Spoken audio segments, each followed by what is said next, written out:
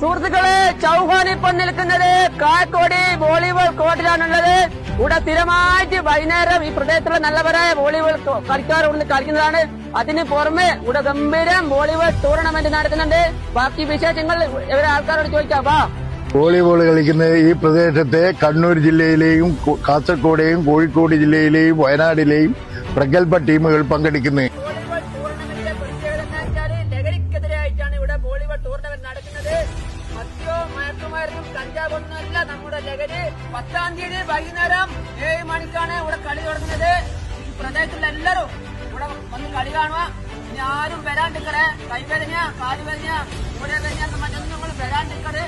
അപ്പൊ ഇവിടുത്തെ കളി നടക്കുന്നത് 10, 11, 12-നും 3 ദിവസത്തെ കളിയും ഫൈനൽ പോലത്തെ കളിയാണ്. പക്ഷെ ഫൈനലിന് പ്രത്യേകമായിട്ട് തുലാമാസത്തിൽ ഇടിവെട്ടും പോലത്തെ കളിയാണ് കായക്കൊടി വോളിബോൾ കോർട്ടിൽ നടക്കുന്നത്.